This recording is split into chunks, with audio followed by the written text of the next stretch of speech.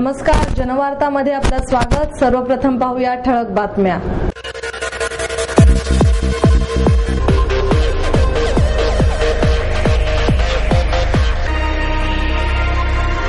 ज्ञानदा ज्ञानपीठ आणि spirit of लाईफच्या वतीने जयवंतराव करपे आणि सरस्वती करपे यांचा जयवंतराव पवार यांच्या हस्ते करण्यात आला सत्कार। विद्यार्थिनीचा छळ करणाऱ्या प्राध्यापकांना निलंबित करून त्यांची चौकशी करावी या मागणीसाठी अखिल भारतीय विद्यार्थी परिषदेच्या वतीने फर्ग्युसन महाविद्यालयाच्या प्राचार्यांना घेराव। आणि सक्षम लोकपाल विधेयक संसदेसमोर मांडण्यात सरकारला अपयश आले तर उपोषण आणि जेलभरो आंदोलनावर ठाम असल्याचा अण्णांचा इशारा।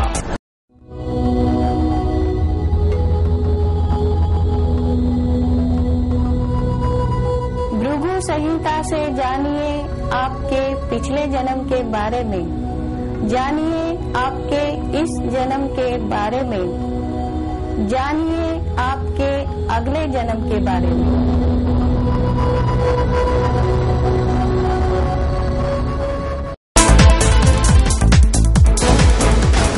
अग्निशामक दलाच्या विविध प्रश्नांबाबत मनसेच्या नगरसेवकांनी घंटानाद करत महापालिका सभागृहात आंदोलन केले। मनसेचे गटनेते रवींद्र धंगेकर यांच्यासह वसंत मोरे, राजाभाऊ गोरडे, राजेंद्र बराटे, किशोर शिंदे, बापू वागसकर आणि राजेंद्र एंडल हे या आंदोलनात सहभागी झाले होते। अग्निशामक दलाचा गणवेश घालून घंटा आणि सायरन वाजवतच या सर्वांनी सभागृहात प्रवेश केला। त्यांनी मांडलेल्या मुद्द्यांवरून नंतर इतर सर्वच पक्षांच्या नगरसेवकांनी आक्रमक होत प्रशासनाला धारेवर धरले। अग्निशामक दलाला गेल्या 3 वर्षांपासून प्रमुख अधिकारीच नाहीत। प्रशांत रणपिसे हे अतिरिक्त मुख्य अधिकारी आहेत, त्यांना बढती का देण्यात येत नाही असा प्रश्न उपस्थित करण्यात आला। त्यावर पदोन्नतीच्या कार्यकालाची 3 वर्षे पूर्ण झाली नसल्याचे कारण प्रवीण आष्टीकर यांनी दिले। त्यावर सभासदांनी आक्षेप घेत हा प्रस्ताव आमच्याकडे का पाठवला नाही म्हणून प्रश्नांचा भडीमार केला। पुणे शहरात 35 लाख लोक राहतात, त्यांच्या सुरक्षेसाठी अग्निशमन दलाची किती केंद्रे आणि गाड्या शहरात असायला हव्यात हा विषय यापूर्वीही झाला होता। शहरात किमान 35 केंद्रे आणि 35 गाड्या असायला हव्यात, प्रत्यक्षात अवघी 10 केंद्रे आणि 23 गाड्या आहेत। शिवाय बंद पडलेल्या गाड्या वेळेवर दुरुस्त केल्या जात नाहीत। 6 महिन्यांहून अधिक काळ काही गाड्या बंद आहेत, त्या दुरुस्त का झाल्या नाहीत असा प्रश्न यावेळी विचारण्यात आला। त्यावर उत्तर देताना आष्टीकर यांनी अंदाजपत्रिकेत तरतूद नसल्याचे कारण सांगितले। त्यावर नगरसेवक आणखी आक्रमक झाले आणि तरतूद नसेल तर स्थायी समितीकडे प्रस्ताव का पाठवला नाही, वर्गीकरण करून पैसे घेता आले नसते का असे प्रश्न उपस्थित केले गेले।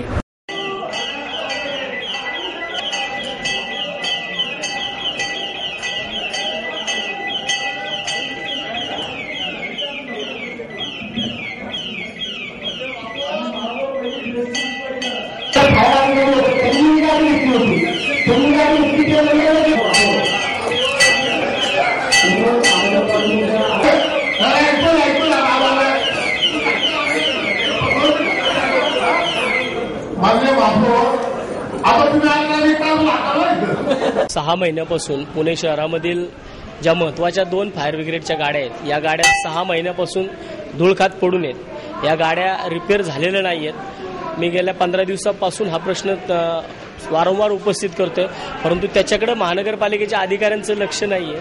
कर्मचाऱ्यांना गेल्या 3-3.5 वर्षापासून गणवेश नाहीयेत, त्यांच्या पगारामध्ये वाढ केली गेलेली नाही। अजून 5 वर्षापासून 2007 पासून आतापर्यंत पगारामध्ये वाढ केली गेलेली नाही। एवढ्या त्रुटी अग्निशामक दलामध्ये असताना महानगरपालिकेचे आमचे काही अधिकारी मागच्या महिन्यामध्ये 17 कोटी रुपये 50 लाखाच्या नवीन गाड्या घेण्यासाठी जर्मनीला गेले होते। मग हे गरजेचं आहे का? ज्या जुन्या गाड्या आहेत त्या गाड्या अजूनही रिपेअर केल्या जात नाही। 6 महिन्यापासून या गाड्या बंद आहेत, या गाड्यांचं काम होत नाही आणि आपले अधिकारी नवीन 17.5 कोटी रुपयांच्या गाड्या घ्यायला जातात। त्याच्या विरोधात आम्ही आज या ठिकाणी महाराष्ट्र नवनिर्माण सेनेच्या वतीनं सभागृहामध्ये मुख्य सभेमध्ये आंदोलन केले की जेणेकरून प्रशासनाचे डोळे उघडतील आणि ज्या जुन्या गाड्या बंद आहेत, गेल्या 6 महिन्यापासून पुणेकरांचा जीव ज्याच्यामुळे टांगणीला लावला की आज एखादी मोठी आग पुणे शहरात लागली तर आपल्याकडे एकही साधन उपलब्ध नाहीये की आपण 42 मीटरवरची अथवा 32 मीटरवरची आग विझवू शकतो, असं एकही आपल्याकडे आता पुणे शहरामध्ये साधनच उपलब्ध नाहीये। त्यासाठी आम्ही आज महाराष्ट्र नवनिर्माण सेनेच्या वतीने आंदोलन घेतलं। ड्रेसचं आश्वासन आता साहेबांनी 1 महिन्याच्या आतमध्ये ड्रेस होतील, कर्मचाऱ्यांना ड्रेस मिळतील आणि त्या महिन्यामध्ये ज्या नवीन गाड्या घेतल्या त्या गाड्या येतील आणि त्याच्याबरोबरीने महिन्याच्या आतमध्ये या दुसऱ्या गाड्यांचं सुद्धा कामं होऊन या गाड्या कार्यान्वित होतील. ज्ञानदा ज्ञानपीठ आणि स्पिरिट ऑफ लाईफच्या वतीने जयवंतराव करपे आणि सरस्वती करपे यांचा जयंत पवार यांच्या हस्ते सत्कार करण्यात आला. शाल, श्रीफळ, स्मृतिचिन्ह आणि सन्मानपत्र असे या पुरस्काराचे स्वरूप होते. चांगले काम करणाऱ्या व्यक्तींचा गौरव झाल्यास अशा व्यक्तींवर अधिक चांगले काम करण्याची जबाबदारी पडते. त्यांच्या कामाची नोंद सामाजिक संस्थांनी घेतल्यास अशा कर्तृत्ववान लोकांची माहिती समाजापर्यंत पोहोचण्यासाठी मदत होऊ शकते, असे मत सोलारिस कंपनीचे अध्यक्ष आणि जागतिक बॅडमिंटनपटू जयंतराव पवार यांनी व्यक्त केले. त्यावेळी पुणे मनपाच्या शिक्षण मंडळाच्या अध्यक्षा संगीता तिवारी यांना स्वयंसिद्धा पुरस्कार, भारतीय किसान संघाचे महाराष्ट्र प्रांत कोषाध्यक्ष मधुकर टेमगिरे यांना शतकपूर्ती पुरस्कार, गौरीशंकर नॉलेज सिटीचे उपाध्यक्ष मिलिंद जगताप, राजा धनराजगिरी विद्यालयाच्या मुख्याध्यापिका मीरा ससाणे, बबई गारकर यांना आदर्श माता पुरस्कार तसेच गोरक्ष पाटील यांनाही पुरस्कार देऊन गौरवण्यात आले. यावेळी प्रसिद्ध चित्रपट अभिनेत्री शर्वरी जमनीस उपस्थित होत्या. संगीता तिवारी यांनी पुरस्काराचा 11,000 रुपयांचा धनादेश कोरेगाव पार्क येथील अंधशाळेतील विद्यार्थ्यांसाठी सुपूर्द केला. विद्यार्थिनीचा छळ करणाऱ्या प्राध्यापकांना निलंबित करून त्यांच्याविषयी चौकशी व्हावी या मागणीसाठी अखिल भारतीय विद्यार्थी परिषदेच्या वतीने फर्ग्युसन महाविद्यालयाच्या प्राचार्यांना घेराव घालण्यात आला. विद्यार्थिनीचा छळ करणाऱ्या प्राध्यापकांना निलंबित करून त्यांची चौकशी करावी या मागणीसाठी अखिल भारतीय विद्यार्थी परिषदेच्या वतीने फर्ग्युसन महाविद्यालयाच्या प्राचार्यांना घेराव घालण्यात आला. महाविद्यालयातील प्राध्यापक लक्ष्मण लावरे यांनी इतर विद्यार्थ्यांची तोंडी परीक्षा 10 ते 15 मिनिटात संपवून आपल्याला अकारण तासभराहून अधिक काळ थांबवून आपला छळ केल्याची तक्रार शास्त्र शाखेत प्रथम वर्षात शिकणाऱ्या एका विद्यार्थिनींनी दिनांक 12 ऑक्टोबर रोजी प्राचार्य र गो परदेशी यांच्यासह संघटनेकडे केली होती. महाविद्यालयाच्या आवारात विद्यार्थिनींना सुरक्षितता आवश्यक असून त्यासाठी प्राध्यापक लावरे यांना निलंबित करून त्यांच्यावर कडक कारवाई करावी अशी मागणी अभाविपच्या सहमंत्री श्रद्धा मराठे यांनी केली.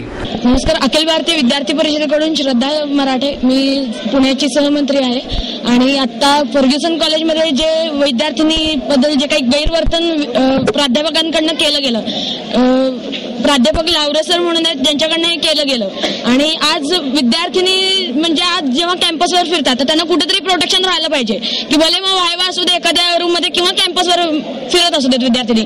आज विद्यार्थिनी जेव्हा येतात तिथं पूर्णपणे प्रोटेक्शन त्यांना मिळालं पाहिजे. प्राध्यापकांकडनं जर अशा गैरवर्तणूक व्हायला लागली तर विद्यार्थिनींनी कॅम्पसमध्ये फिरणं म्हणजे मुश्किल होईल. आज मला असं वाटतंय की आज विद्यार्थिनींनी जेव्हा तक्रार केली गेली आहे आणि प्राध्यापकांपर्यंत या सगळ्या गोष्टी केल्या आहेत ज्यांना माहिती आहेत त्यांनी जर कमिटी केली तर या कमिटीला याविषयी निर्णय घ्यायला 2 महिने लागतात असं इकडच्या एकूण कमिटीचं म्हणणं आहे. तर मला वाटतं हे चुकीचं आहे. हा जो काय एकूण गैरवर्तनाचा प्रकार आहे हा इतका काय का की त्याला 2 महिने प्रोसिजरसाठी वेळ घ्यावा लागतो. तर हे कुठेतरी थांबलं पाहिजे. आणि आज मला इथं सांगायचं आहे की ही जी काय कमिटी आहे ज्यांनी ही प्रोसिजर सुरू केली आहे तर त्यांनी दिलेला निकाल असा की ते 12 तारखेपर्यंत या सगळ्याचा निर्णय देणार आहे. जर 12 तारखेपर्यंत हा निर्णय दिला गेला नाही तर या विषयाचं आंदोलन विद्यार्थी परिषद पुन्हा करेल. Students power! Nations power! Nations power! Students power! नाही, पुन्हा इथे येऊन एक तर प्रिन्सिपल आणि ते जी कमिटी आहे एकूण त्यांना आमच्या समोरासमोर तो निर्णय झाला पाहिजे. एक तर ते म्हणतात की 12 तारखेपर्यंत काही झालं तरी आम्ही करणार आहोत. मागणी अशी की एकूण जे काही त्यांचे निर्णय ठरले गेले ते सांगितले पाहिजेत आणि हे जे सर इथे फिरतायत त्यांना रात्री 12 तारखेपर्यंत पण सस्पेंड केलं पाहिजे आणि त्यानंतरही सस्पेंड केलं पाहिजे. एकूण जेव्हा विद्यार्थिनी रूम मध्ये होती आणि त्यांच्याबद्दल वायवा जेव्हा सुरू होत्या तर बाकीच्या विद्यार्थिनींच्या आणि विद्यार्थ्यांची ती वायवा 15 ते 20 मिनिटात संपते आणि हिच्या बाबतीत मात्र 1.5-2 तास सुरू राहते. हे कुठेतरी चुकीचं होतं असं तिचंही म्हणणं आहे आणि तिने या बाबतीत सगळं सांगितलेलं आहे. या प्रकाराबाबत बोलताना प्राचार्य परदेशी म्हणाले,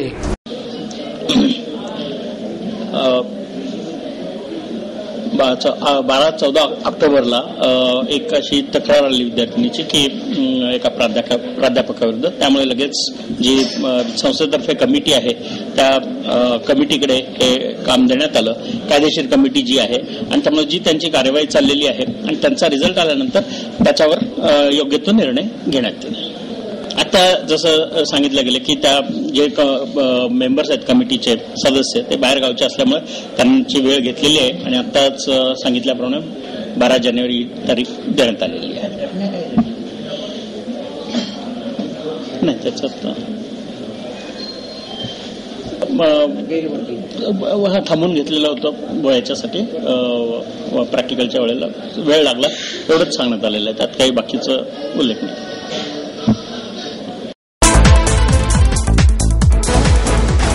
सक्षम लोकपाल विधेयक संसदेत मांडण्यात सरकारला अपयश आले तर उपोषण आणि जेलभरो आंदोलनावर आपण ठाम असल्याचं मत अण्णा हजारे यांनी व्यक्त केले. दिल्लीहून राळेगणला जाण्यापूर्वी पुण्यात पत्रकारांशी बोलताना हजारे यांनी सक्षम लोकपालचा आग्रह कायम ठेवला.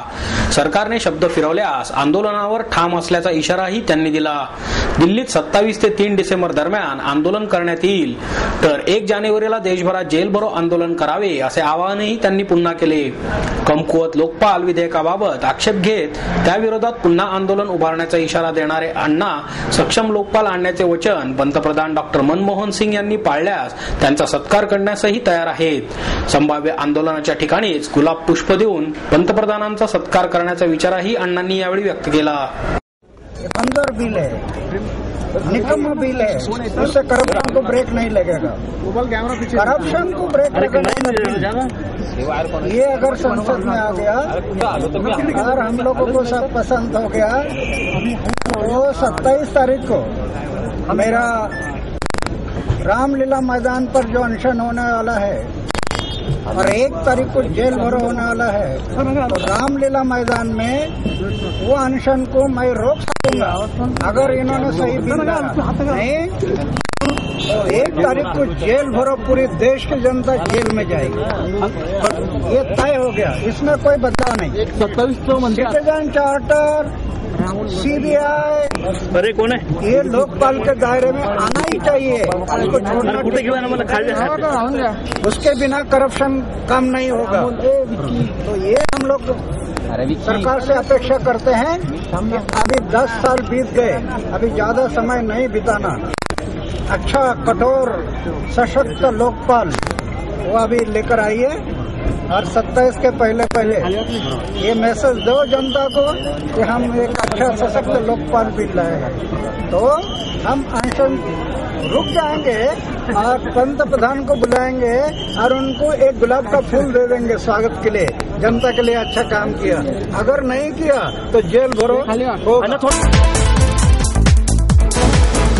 साधना ट्रस्टवरून डॉक्टर नरेंद्र दाभोळकरांची हकलपट्टी करून त्यांच्या कारभाराची चौकशी व्हावी या मागणीसाठी हिंदू जनजागृती समितीच्या वतीने निदर्शने करण्यात आली.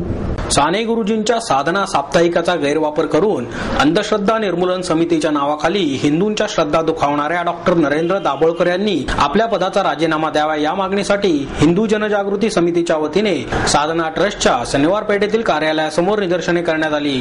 समितीचे अध्यक्ष सुनील घनवट, योग वेदांत समितीचे विजय दीक्षित, लाल महाल उत्सव समितीचे चंद्रशेखर शिंदे, हिंदू एकता आघाडीचे अॅडव्होकेट राजाभाऊ देशपांडे, भाजपचे गणेश घोलप, इतिहासप्रेमी मंडळाचे सौरभ कर्वे आदींसह अनेक कार्यकर्ते यामध्ये सहभागी झाले होते. त्यांनी डोळ्यांवर काळ्या पट्ट्या बांधून दाभोळकरांच्या कारभाराचा निषेध केला. देवधर्मावर आक्षेप, मग पैसे बुडवणे हा दाभोळकरांचा विवेक. दाभोळकरांचे करायचे काय? साने गुरुजींच्या नावाला दाभोळकर काळीमा, धार्मिक क्षेत्रात शिरले सामाजिक भोंदू दाभोळकर अशा घोषणा यावेळी देण्यात आल्या. डॉक्टर दाभोळकर यांनी पदाचा गैरवापर करून शासनाची फसवणूक केली आहे. त्यांनी ट्रस्टच्या नावाखाली अनेक खोट्या गोष्टी केल्या आहेत. त्यामुळे त्यांनी ट्रस्टच्या कामाचा राजीनामा द्यावा अशी मागणी यावेळी करण्यात आली. डॉक्टर मधुसूदन घाणेकर ब्रह्मज्ञान विद्यापीठाच्या वतीने 2011 आयोजक जीवनगौरव पुरस्कार अॅडव्होकेट प्रमोद आडकर यांना प्रदान करण्यात आला. ॲडव्होकेट भास्करराव आव्हाड, चंद्रकांत शेवाळे, डॉक्टर मधुसूदन घाणेकर आदी यावेळी उपस्थित होते. कलेच्या साधनेमुळे कलाकारांना समाजात स्थान मिळते. कलेच्या साधनेबरोबरच कलाकारांना व्यासपीठ देणारे कलाकार महत्त्वाचे असतात. आयोजनातील अनेक संकटावर मात करत कार्यक्रमाचे आयोजन करण्यात आलेले असते, याची जाणीव ठेवण्याची आवश्यकता आहे असे यावेळी सांगण्यात आले. शटरबग्स फोटोग्राफीच्या वतीने व्हिजन 2011 या छायाचित्रांच्या प्रदर्शनाचे आयोजन करण्यात आले आहे. शटरबग्स फोटोग्राफी फोटोव्हिजन 2011 या प्रदर्शनात क्लबच्या 10 छायाचित्रकारांनी भाग घेतला असून विविध विषयांवरील 250 छायाचित्रांचा समावेश करण्यात आला आहे. या प्रदर्शनात वन्यजीव, पक्षी, निसर्ग, व्यक्तिचित्र, लँडस्केप आणि ऑफबीट या विषयांवरील छायाचित्रांचा समावेश करण्यात आला आहे. शटरबग्स फोटोग्राफी क्लबची स्थापना मार्च 2002 मध्ये झाली. क्लबच्या वतीने वन्यजीव विषयांवर आधारित प्रदर्शन, अभ्यास वर्ग आणि वर्कशॉपचे आयोजन करण्यात येते. नवोदितांचे छायाचित्र तसेच वन्यजीव छायाचित्रणाचे तांत्रिकदृष्ट्या मार्गदर्शन व्हावे आणि वन्यजीव संवर्धनाची जनजागृती या उद्देशाने दरवर्षी विविध कार्यक्रमांचे आयोजन करण्यात येते. तसेच क्लबच्या वतीने जंगल भ्रमणाची आवड युवकांमध्ये निर्माण होण्यासाठी जंगल सहलींचे आयोजनही करण्यात येते. हे या क्लबचे 15वे प्रदर्शन असून ते सकाळी 9 ते रात्री 8 पर्यंत सर्वांना विनामूल्य पाहण्यासाठी खुले राहणार आहे.